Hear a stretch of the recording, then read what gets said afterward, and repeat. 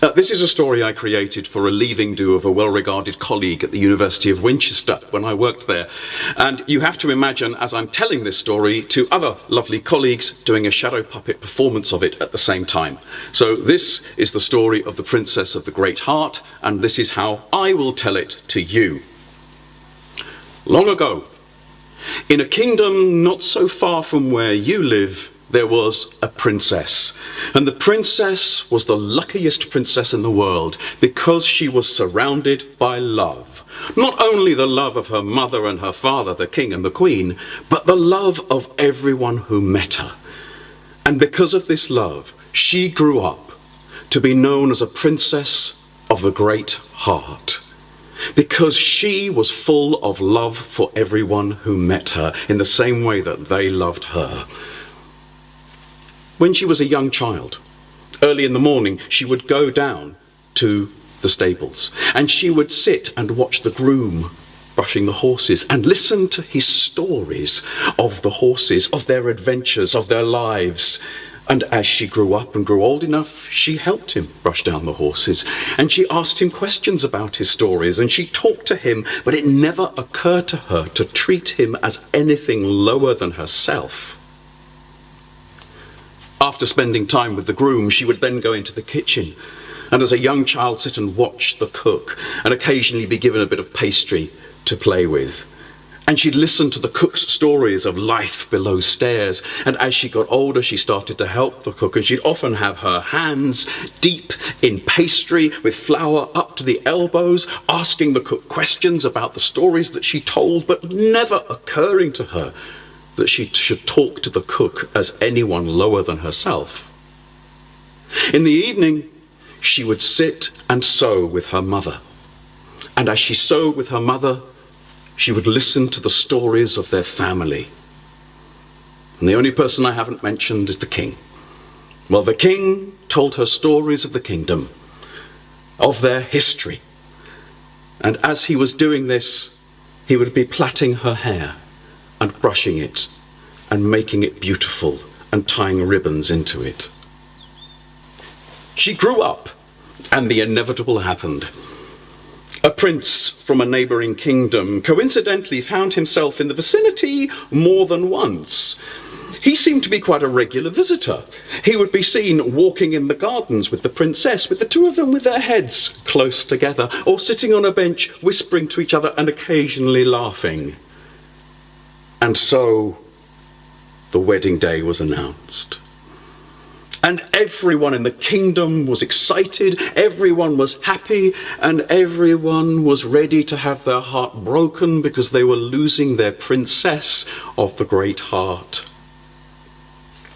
On the day of the wedding, before the princess had to get ready in all her bridal finery, she went down to the stables to speak to the groom. And she sat and talked to him while he brushed the horses and prepared them to pull the great coach that she would leave with her new husband in. And as he was talking, she saw a tear rolling down his cheek. And she said, "Why are you crying? This is a happy day." And he said, "I'm crying because I fear that you will forget us. Please, Your Highness, is there something that you have on you now that you could give me so that I could remember you by and always remember this day?" And the princess of the great heart thought the best thing that she could give him would be part of her heart. So she reached into her chest and plucked part of her heart and gave it to the groom, who looked at it and took a handkerchief from his pocket and placed the heart in the handkerchief and wrapped the handkerchief around it and then put the handkerchief in his own pocket next to his own heart. And then the princess went to the kitchens where all was busyness. There was a wedding feast to prepare for, but still the cook had time to talk to her. And as the cook was talking, stirring while she talked, a tear rolled down her cheek. And the princess said, "Why are you crying?"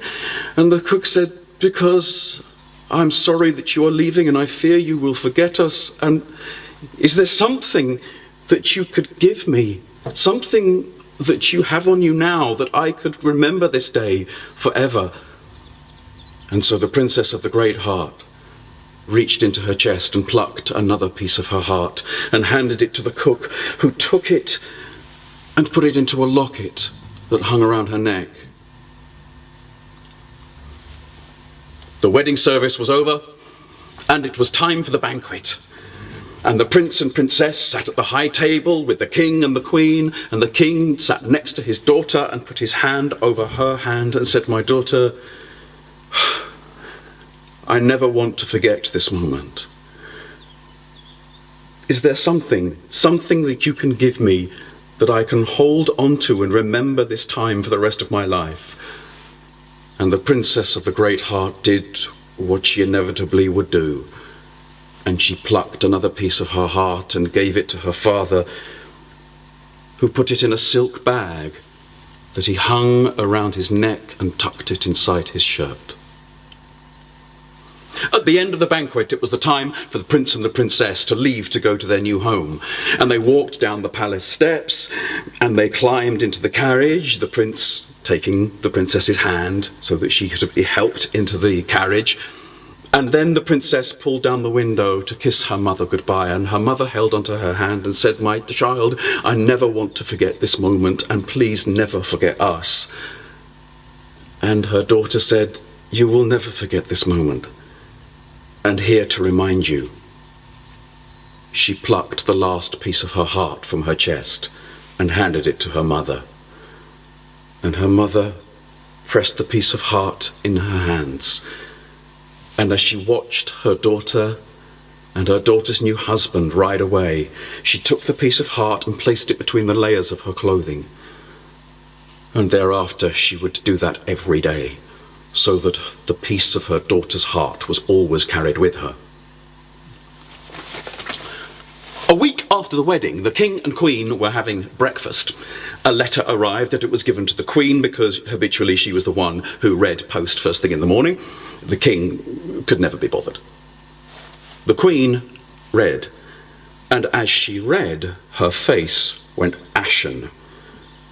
The king looked up and realized there was something wrong, and the queen, with trembling fingers, handed the letter to her husband. Her husband took the letter and forgot his boiled egg as he read from the prince that the prince had fallen in love with the princess of the great heart, that their marriage day had been the greatest day of his life. But when he and his new bride arrived in their new home, the princess that stepped out of the carriage seemed a different woman. She seemed more of a shell than a woman. She seemed to have no heart left in her, and he feared for her. He feared for her life. The king put down the letter and felt the bag under his shirt. He lifted it out and said, "My wife, I have a confession. On the day of our daughter's marriage, I asked her for something that I would always remember her by, and she gave me this," and he tipped out the piece of her heart. The queen looked, and she looked at her husband, and she nodded, and she said, "I understand. For when she stepped into the carriage, I asked her for something to remember her by, and reaching into her clothing between the layers, she found the fragment of her daughter's heart and held it out to her husband, and she gave me this."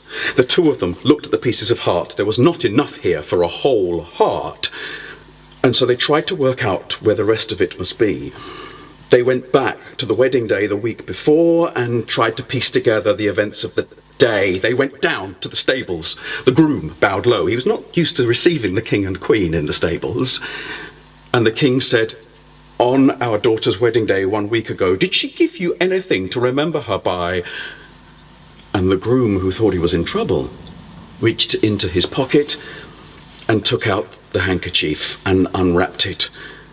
And the king and the queen said, "Thank you." Then they went to the kitchen. The cook curtsied low. She's not used to seeing the king and the queen in the kitchens.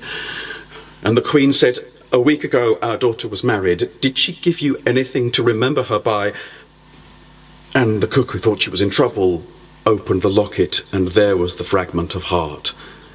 And the king and the queen took the pieces of the heart back to their chambers, and they saw that it was whole. And so they took the pieces of the princess's heart and placed them in a lined casket and sent them to her.